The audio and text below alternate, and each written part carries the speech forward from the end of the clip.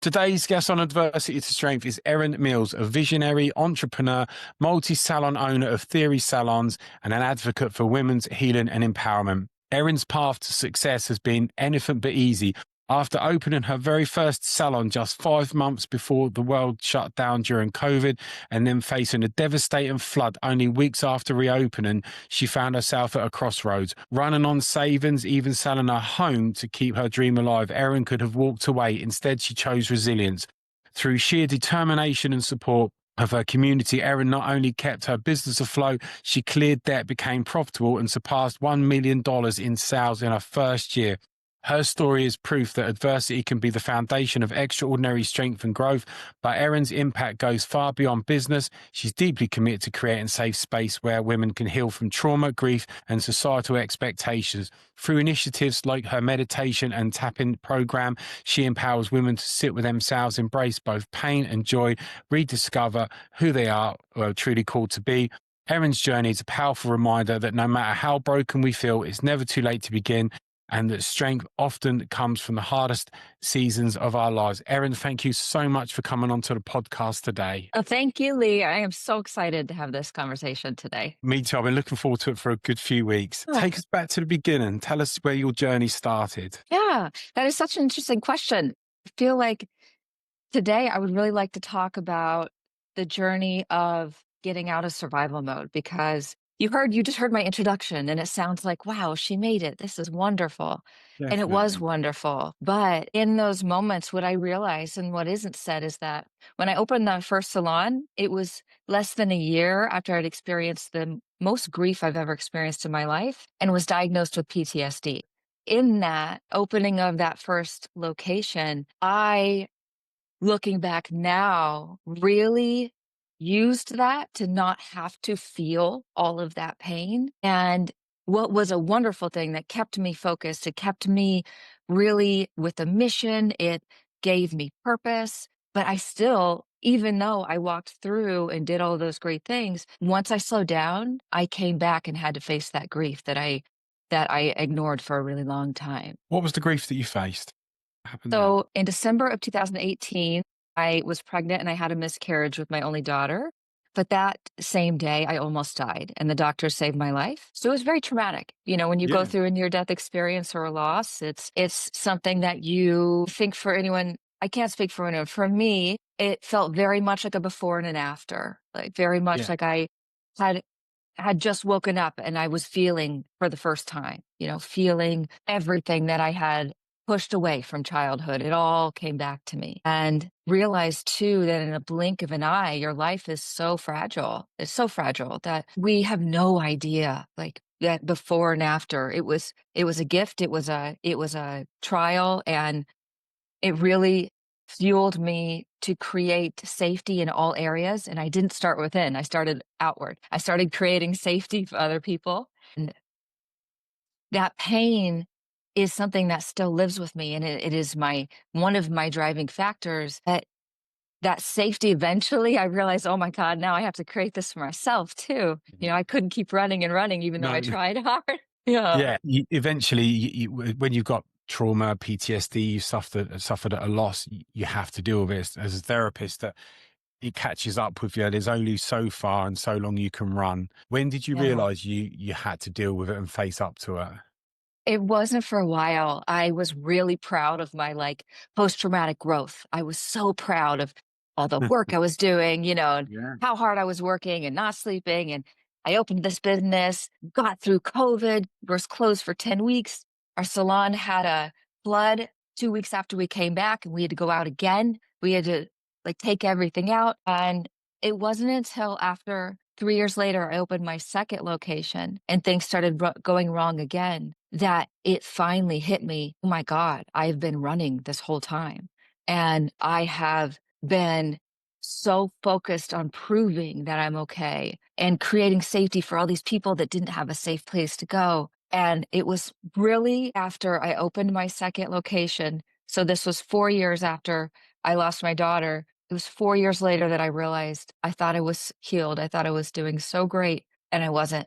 It No. all stopped. I just was burnout, and it wasn't Yeah. the burnout that was the clue. It was I couldn't get out of being burnt out. I just physically, like, stopped. I couldn't do it like I did Yeah. before. Yeah. Yeah. I say it to clients, if you don't after yourself and put yourself first, your body's going to do it for you, and it's going to be a lot less fun. And your body just mentally, physically shuts down. And I say it to a lot of clients, suddenly you're not going to work for 6 months. You're not getting active, Right. So was that kind of what happened to you? Or was there a moment where you thought, I'm on empty here? Yeah, it was literally like a realization, like, "Oh my god." I was sitting at my house and I was just thinking about all of the things that I was behind on and needing to do, and I was like, I just can't do it this way anymore." And it wasn't the job, it wasn't the people, it was that I spent 4 years not actually facing, like I really truly was proud type A, doing all of the things that I'm supposedly in the outside supposed to be doing, and I realized how unhappy I was, and it was no one's fault. It was just because I didn't let myself feel all of the extent of it, and sometimes it can feel like if we let ourselves actually feel the pain, it's gonna release everything that happened that we haven't ever dealt with, so it's going to overtake us and consume us so much that we'll never come Yeah. back for it, or we might even die. Yeah. Yeah. So, Yeah. it was at first, I felt a little bit ashamed because I was so proud, and then I realized my body was just doing the best that it knew how until I was ready and made it Yeah. safe enough to come back to and say, "Okay, I think we're ready to deal with this now?" Yeah, yeah. Because when it's loss and grief, there's no time scale. Even when Yeah. dealing with it, there's no, well, it should be all right now. No, definitely not. Yeah. And it's different for everyone. And you're never the same person again. You're right. You're 100% right. Because your life, the person you are after is different to the person you were before. The person Mhm. before hadn't been through what you've been through, so you're never going to be the same. It's like if you lose a parent or a part that. Wow. When you got to that point of I'm exhausted, did you know that was the reason why, or did you have to figure it out? Yeah, I didn't know. Yeah, I really had to figure it out, and the one part of it was that I just couldn't work like I was, like, my body said no, like, I really could not get up, and it felt, it I had to work through all of the thoughts to get to the feelings and then talk through a lot of things, and then when I it really it takes a lot of quiet time, to figure out when you've been someone who either pushes through or is dissociated to figure out what your feelings actually are. Yeah, It was because for me, it was they weren't my feelings were not actually directed in the right place, if that makes sense. Like my yeah, sadness was not actually sadness. All of it was just stress or dissociating or anxiety. It was never like a true feeling. So I had to do a lot of therapy and I did a lot of breathing, EMDR therapy and yeah, somatic is really it's all of it encompassed that has helped me figure out how to release, feel it, and then I can name it. It's like I have to feel it first before I yeah, can name it. yeah. Does Yeah, that make sense? yeah, yeah, perfectly. I mean, when Mhm. I speak to like a client and they're in pain, I'm like, whereabouts on your body? Put your hands on. The body talks to us. Where Yes. the people, oh, I feel a pain here. Tell me how that's feeling. What's going on there as well? And that sounds like Mhm. you did similar. Is that? I'm guessing therapy sessions is when you did the therapist explain it to you, or did you realize, and then suddenly it becomes obvious where it's come from? Is that what happened? Well, my therapist would ask me where I felt it, and I couldn't feel it. I didn't know. I couldn't cry. She'd always tell me I was very difficult. "Why can't you cry?" Not she wouldn't say it that way, she's very kind, but Yeah, she was like, "You were allowed to cry." It was just through the tapping that we would do together, and then we would do, the, like, 5, 4, 3, 2, 1. We would do a yes, lot of just different mind to body connection things for me to finally be like, "Oh, I think I feel it here." So it was just kind of practicing and playing and feeling, and then things would come up and I would have no idea what they are. The yeah, more I did it, though, I mean, it took years. The more I did it, it finally was like I could connect my mind, my feelings, my body all together instead of them being so outside of me. They were me. So Yeah. it took a lot of it. Did you think you had a lot of disassociation? Yeah, yeah, because I had childhood trauma too, so, it's just like a big sandwich that I had to go through. I mean, I feel like there's, like, 100 layers that I've had to go through and then feel it again and then heal it and then feel it again and, Mm. uh, you know? The thing is, when you, especially when you've been through childhood trauma. I mean, I've been diagnosed with CPTSD through my Okay, childhood, yeah. and so unfortunately, I'm an expert in it. So your body is on high alert. Mhm. So if you've had, like, PTSD through your childhood, and your brain's tried to block that out, and then there's a new trauma come along, well, straight away it's going to try and do that as best as it can there. So I can see Mm, why you thought I can probably get on with this, and also why it took so long in therapy, because your brain's like, yeah, we're not letting that out. So I see why exactly. it took so long there. What was there a Yeah. particular moment that actually you realized, or it come to the surface, or what happened when you realized that that's where it had come from? You know, it's tough to say because I almost feel like there was just so many little moments and then, like, a crack, you know? Yeah. One of the moments was in an EMDR session when some things came up that I'd never thought of or remembered before, Yeah. and then one of them was during just, like, an intense breathwork session. And then most recently in the last year, I would say is when so much more has come out that now I can feel so quickly, but that it has been only when I am doing in my body work with the therapist, not with talking. I generally was not able to talk through things because I didn't know what was there. Yeah. So it was almost just like like the whole onion description, there were so many layers. When Yeah. you have, complex trauma, the complexity can be so deep that we have so much feeling and yet cannot get to them no matter how hard we try because our Yeah. body's like, please stay safe. Someone had to Yeah. keep us safe.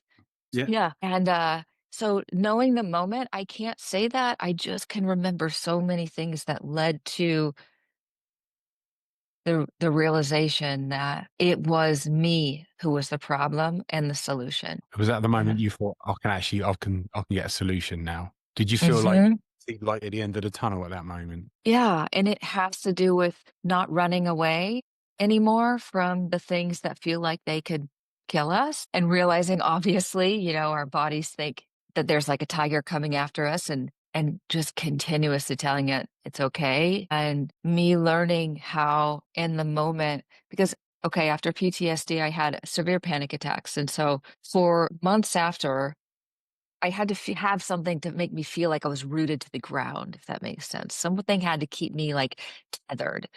For me, my husband was the thing that made me feel safe. Then, isn't that interesting? Nothing actually keeps you safe in your body, but yourself. Like that's very temporary. So my solution was to develop habits that gave me space. Like in my mornings, no matter what, I go on a walk and I do a walking meditation.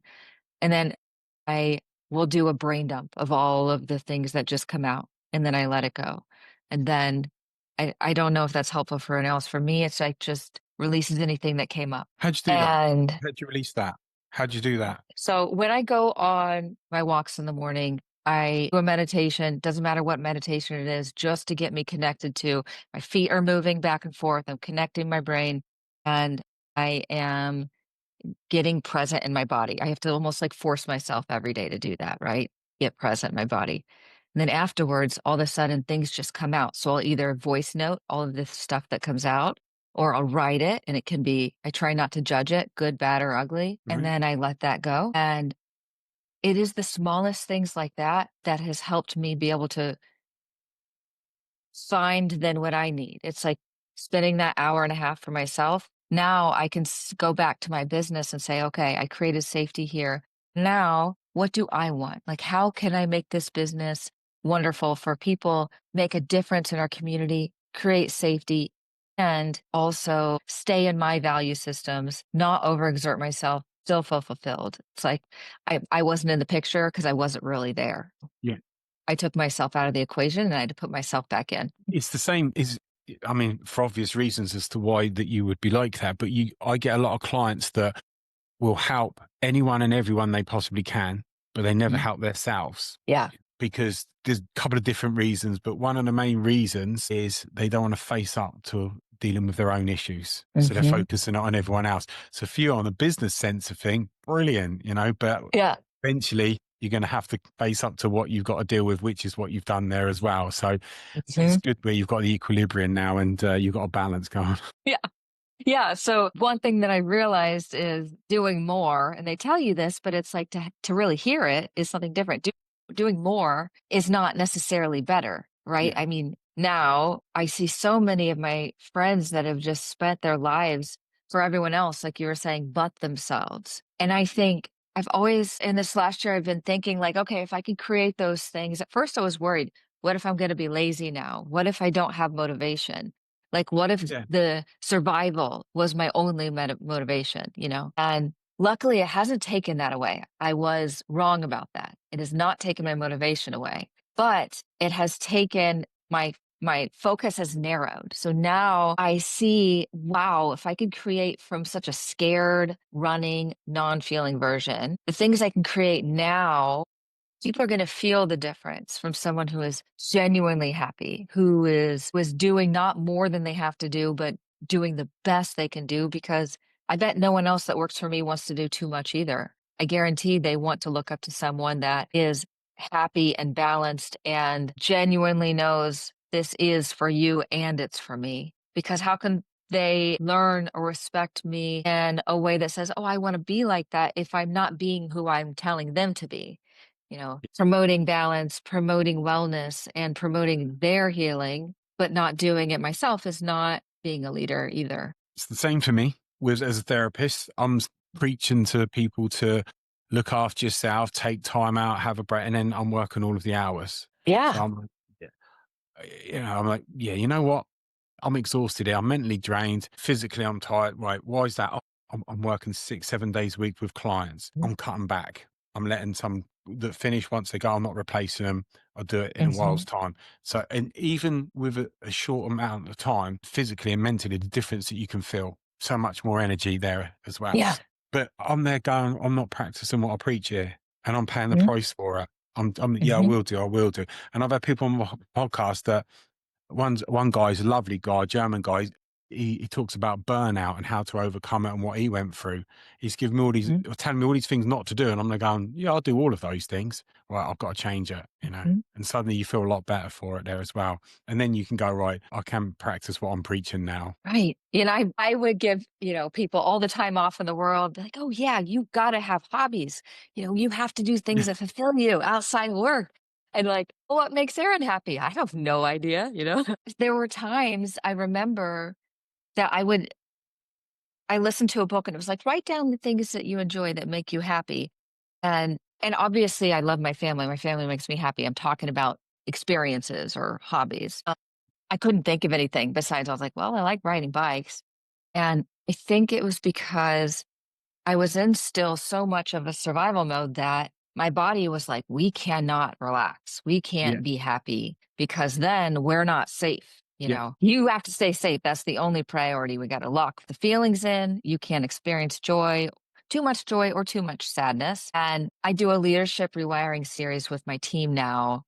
And I don't think that they expected it, but it's a lot of identity work and value systems. How they see themselves, the kind of energy they bring in, how to reset when they have a really stressful situation. And it's very much the inside out without being woo woo. It's just normal, like in the moment, being present body things. Yeah. And it's so funny how often I see now that I'm aware of my own previous history to dissociate. You can see how many people are robotically living, barely in their own life. They're not the star. No, the Yeah. and I was the world's worst for a long time, of focusing on whether it's the past or in the future, never being in the present, never being in the moment, Yes. and being in the moment's all we've got. Now I Mhm. bang on about that to all of my client, a lot of my clients about being in the moment, being in the present. Especially a Yeah. lot of clients has been through trauma. They're too busy in Mhm. fight or flight thinking about other things. They're never actually in the present. They're missing everything. So I'm always Mhm. going on about being in the here and now. Yeah. How many times I feel like I've heard a lot of the things that people tell us to do for a long time, but until I Yeah. could really feel again, it wouldn't Yeah. get through. They say, well, yeah, like the past is anxiety and the future is, or no, one is depression, one anxiety. I don't remember. Anxiety. Yes. Uh, yeah. And I felt more comfortable being in one of those because that's what I was used to. Is that what you? So much. Yeah. So much of this is just habits of that we've established or our body established years ago. It's like, this is how we handle things, this is how we live, and then we don't question it. And until we want to really face ourselves, I don't think most people can be truly happy until they face what their habits and their patterns and their pain Yeah, is. because we all do something for a reason, and a lot of times we don't even Mhm. question it. And I Yes. say to clients, look, I can dress therapy up as complicated as you want me to, but basically it's all habits and belief systems. That's what it comes down to. Everything Mhm. you do for a reason. There's a belief system on why you do that. A lot of the times most of the time I'm talking to people about rewiring their brains, separating that belief system, recognizing where it's come from. It might be something from the childhood that you're still doing that because it doesn't Ah, know that you're an adult now and that you've outgrown that defensive mechanism that it's providing, and it's just actually hindering you. You no longer need it. But until you s- recognize it and change it, you're going to carry on repeating that. But that's that's right. habit, nothing Yep. else. Yes. So for me, one of my major ones is I grew up in a very volatile home. So my fear capacity to handle scary situations was like zero because anything was kind of triggering that seemed scary or really loud. And instead, I never wanted to end up back there. So I was so determined to be the hardest worker I knew. No matter what, I could get through it because I can just work harder. I'll never stop. Like I'm literally was so proud to be the hardest worker you've ever met. And I look back now and I have gone through these periods where I've had little realizations. And one of them was that my little, like, 7-year-old self was stuck in this same pattern in the same room of never actually leaving there and growing, never growing from being in this one room scared. And I have now since been able to go through different periods and talk to myself at different ages and say, "Hey, you're safe. You're done there. You can be safe with that and you can go play now." How did you And I feel How did you feel? Because that's great in a child's work. Oh, did you write a letter to your younger you? Did you do that? I have done that before, but it's been really, if I close my eyes and just talk to her, then I can visualize it more. How did So you it find feels it? more connected. Especially when you first did it, how did you find it? Because a lot of people, as soon as you get them to write a letter, to have a conversation with a child, what's the adult Mhm. you got to say to the child? You just get floods of tears literally straight away. How did that affect you Mm. when you first started doing that? Because that takes a lot. That's tough. Mhm. From the first time I did it, it took me a lot to really take that seriously because I was really great at talking through everything and talking away everything instead of letting it penetrate the walls, like get into my actual heart. Like it would stay on the surface. So I could picture her, but I couldn't get to that Yeah. point. So it took doing it a few times for it to finally break down and feel it. And it was when I like saw her looking at me. So I think it was like the fifth or sixth time of doing it for it to really make it feel connected. And once I felt connected, then it was like, okay, I can go back and do this all the time. Yeah. And I have since, gone to things that I've remembered and been able to talk to her. And I get why people want to do that now. But I think for me, it didn't right away, it didn't produce tears because I couldn't feel what that meant. Yeah, yeah, I get that. And it sounds like you had a lot of strong disassociation. Yeah, I It's did. going to take time to get there, but once you get there, it makes such a difference there as well, and it just helps you to process things there as well. So Yeah. it's great that you do that. And how often do you still do the inner child work now?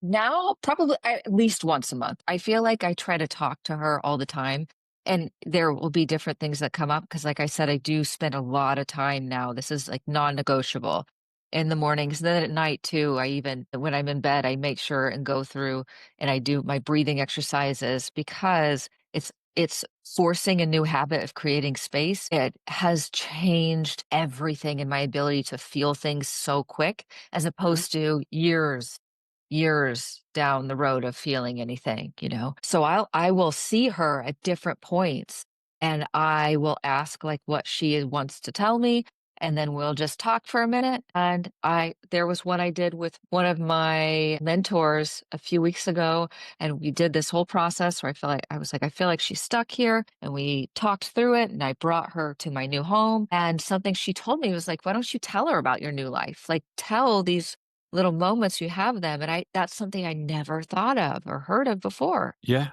Yeah. Yeah. It all works. I had a lady that come on. She's amazing, and her husband died, and she started journaling because it was so painful, and she journaled non-stop for 6 years. But it wasn't. She wrote. Wow. She was started off with about how upset she was at losing him, and eventually she got to a point. It was brilliant to listen to. Such a good episode. She was saying, telling him what she'd been up to for the day. I've been to the shops. I've done this. I've done that. Keeping him up to date.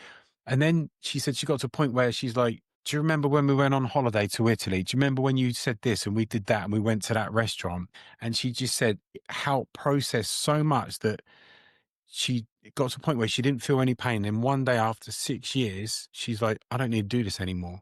I And then know. she'd done it. And she went and focused on affirmations, which is what she Mhm. does now. She's amazing at it there as well.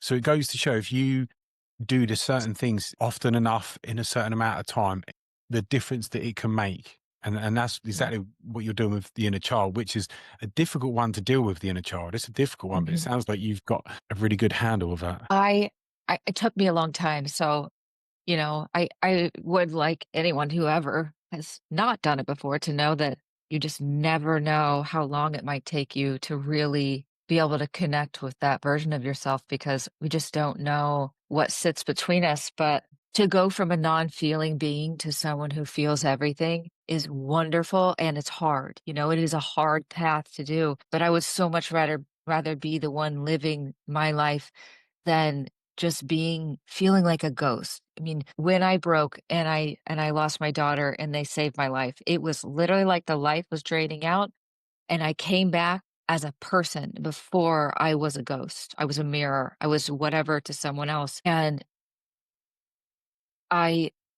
I I think every person deserves to obviously they need to be physically safe, but to live inside their own bodies in a safe way that they can find out who they really are and who they came on this earth to be, Yeah. you know?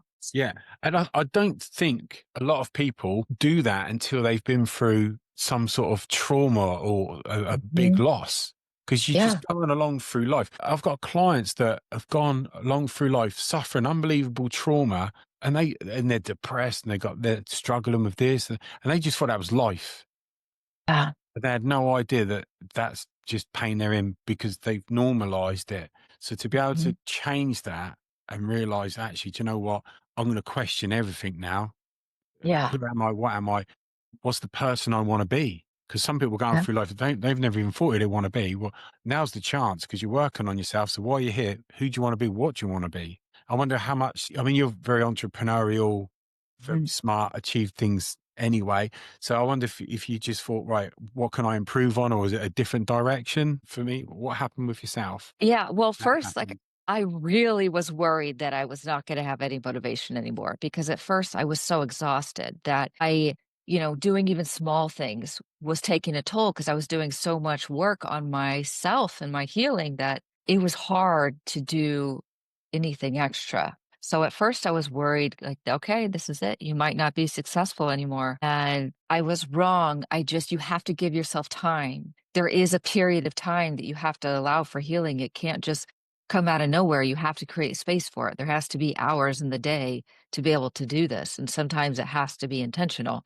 And now I not much has changed in my motivation, I just see it differently. There's not a like, "Oh my god, I have to do this. I have to." There's no rush or pressure or shaming of like me, like for myself. I don't have to do anything because I was supposed to.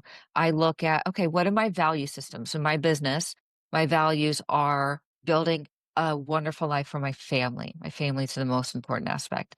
Two is creating safety for people. Three, wealth building legacy. And then four, building community. So, and then five is joy. It has to bring in joy.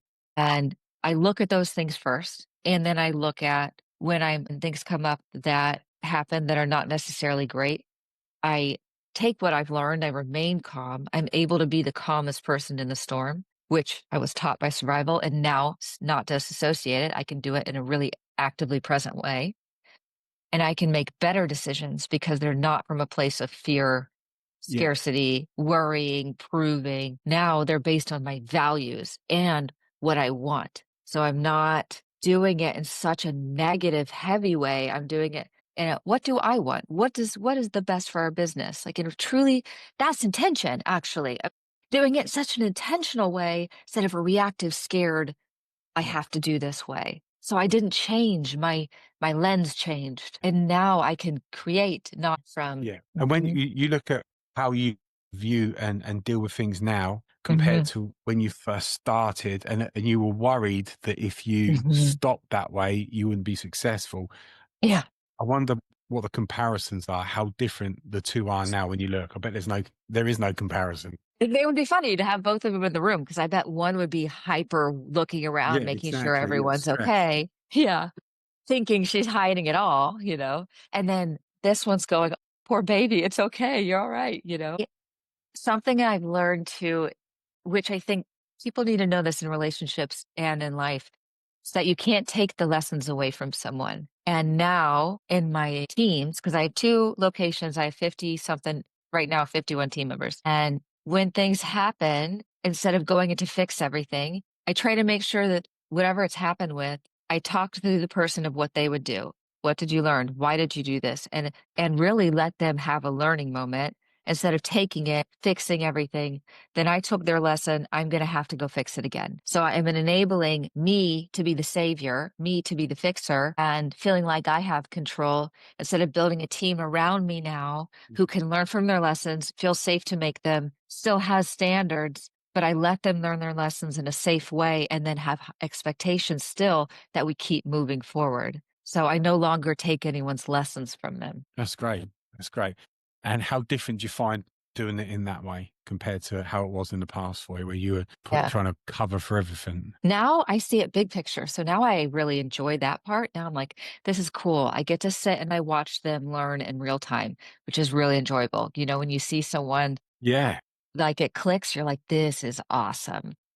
It's a way for me to not focus on the small things. I don't have to worry about everything day to day so much when I'm realizing everything is a failure is an obstacle, things I've told everyone my whole life, but I'm just now practicing, things that are lessons, they're all lessons. It's all learning. Like all of this could build on each other in this one big, beautiful life if we let it, or we can go crazy, try to control and focus on these little things and never see the big picture. Yeah. And I think where you look at things as an obstacle as opposed to a Mhm. problem, I do that. It makes all of the difference. Just the change of that word Yes. to obstacle. I see it on YouTube years ago. I think it's Jordan Peterson. He was saying about the difference between a problem and an obstacle. And before you go, oh, I've got all these problems, I've got this, I've got that.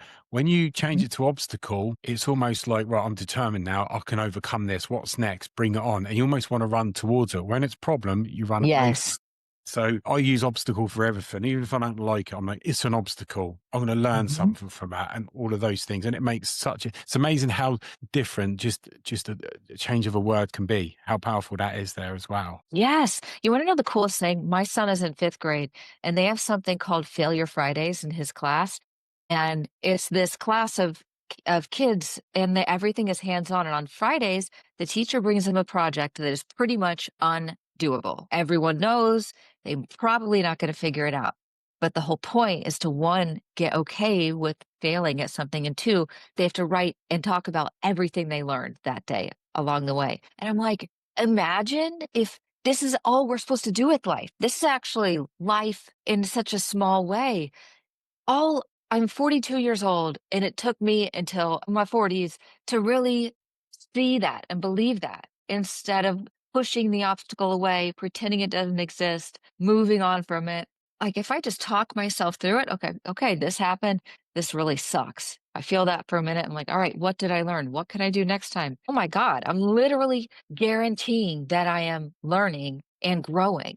I'm growing right in front of my own eyes and really being present if we do that. Like, isn't that the greatest way to learn and live is through our own mistakes and not having Yeah. to be forced to have them, brought to your attention? Like, I am bringing attention to my own lessons in this way. Yeah, if we learn from our own mistakes, brilliant. There's nothing better than that. And it's the same for me with my clients. I explain to them about therapy, especially if it's their first time. And I'll say the best thing for me is when a client solves their own problems. They figure it out. Ah, There's nothing better because they're like, I've now got the answer. It's not like somebody's told them the answer and they go, oh, are you sure? They figured it out. I can now see the answer. And here's the reason why I've got the answer. There's nothing better there. So I totally get that there as well. How do you feel now as a person compared to where you were, say, 10 years ago with all the yeah. work you've put in? Where would you say you're at? Well, I was thinking about this the other day because I used to be like the sunshine in everyone's day, truly just nice and happy and made everything better. And then I realized I am a whole weather system. So it does not mean that I am just happy all the time because that's not the truth. That is not real. Right. So although I'm probably going to be the positive person in my people's life, my team's life, at home is where I do a lot of my processing. So I have a lot of ups and downs learning to be okay with my own feelings. So I am now learning to not judge those other portions of who I am as bad. Mhm. And I am gladly allowing all of who I am to come out. And I am so happy now that I have a me who is present, who is living a life, who is getting to come out there, and all the other versions are getting to. And I wouldn't ever go back to that running, proving scared person again because that is doing it for all of the wrong reasons. And that's doing it because I of unworthiness and fear that I was never going to be good enough in general. Now I know all of us humans are worthy no matter who we are. I'm going to keep healing, which is going to promote and hopefully inspire the people around me, especially the ones that I love most, Yeah. to be free to do the same and know that it might not be pretty sometimes. Like I'm not as wonderful and easygoing. I am, sometimes not okay, but still lovable, still present, still trying, and I'm proud of that.